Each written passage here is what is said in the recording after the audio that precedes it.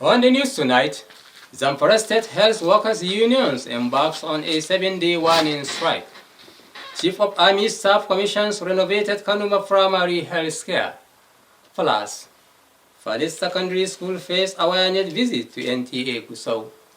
Good evening, our viewers, and thank you for joining us. Today being Thursday, 11 September 2025, equivalent to Thursday, 18 of Rabiul Awal 1447 after the Hijrah. I am Umar Adamu Dinawa. Now the news in details.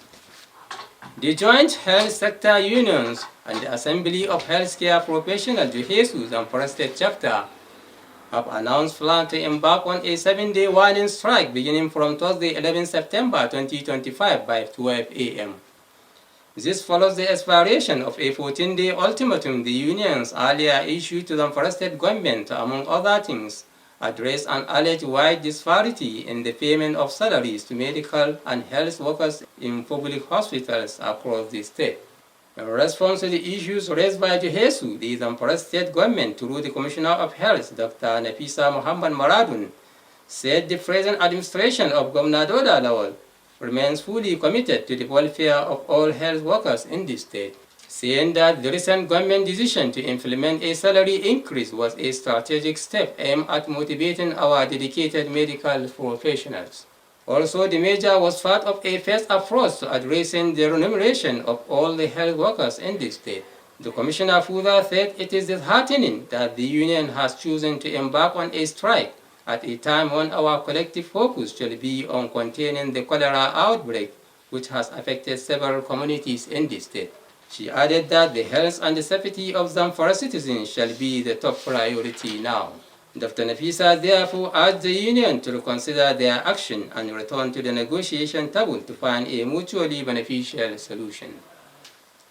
The Chief of Army Staff, Lieutenant General Olufemi Oledi, has reaffirmed the Nigerian Army's commitment to supporting civilian communities through social responsibility projects, particularly in the area of healthcare delivery.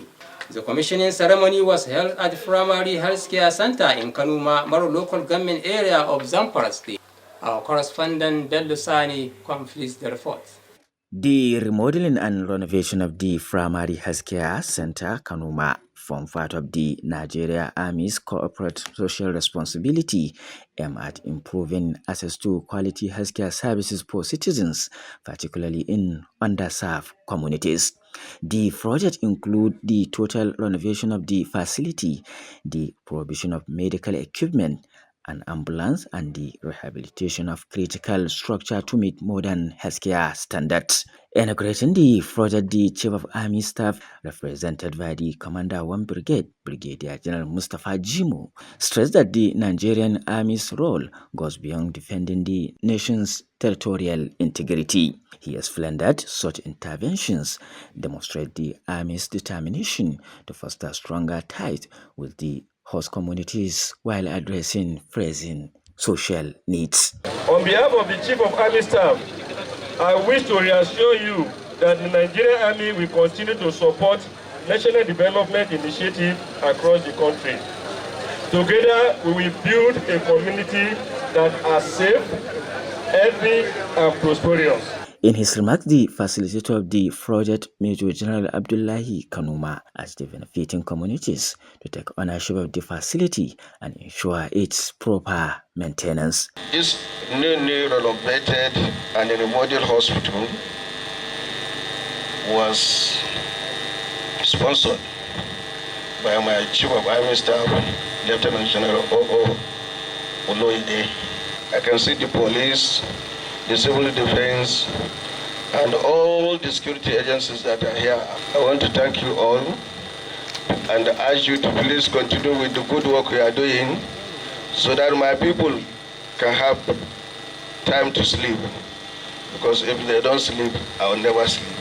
The chairman of Maru local government, Bello Muhammad Javaka, the district head of Kanuma, Muhammad Yahya, and other community members lauded the initiative, describing it as timely and impactful. The project is expected to significantly strengthen healthcare delivery in Kanuma community and Maru local government area at large. In Gusau, Bello Sani Maradun, NTA News. Zamfara state government has reiterated commitment to support any initiative that will ensure safety of schools for teaching and learning to thrive across the state. The State Head of Service, Gusau News, stated this during the occasion of the 2025 International Day to Protect Education from Attack held in Gusau. Our correspondent reports. The United Nations General Assembly has set aside September 9 annually as the International Day to Protect Education from Attack.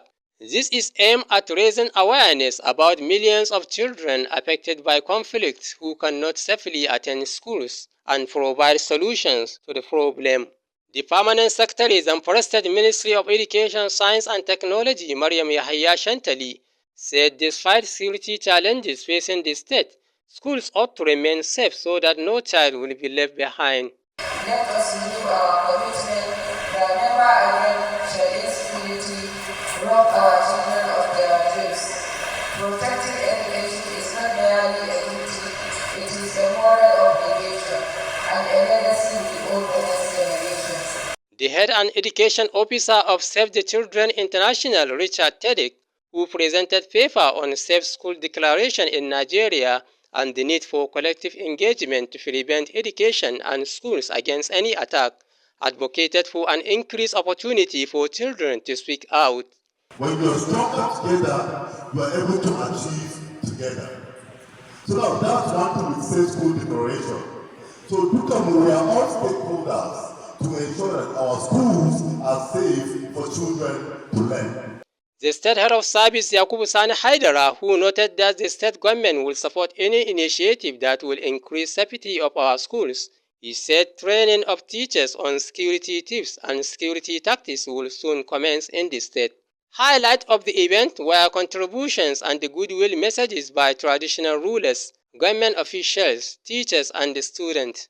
The theme for this year's celebration is Challenging Narratives, Reshaping Action, and was supported by Save the Children International, CSO, and some other stakeholders.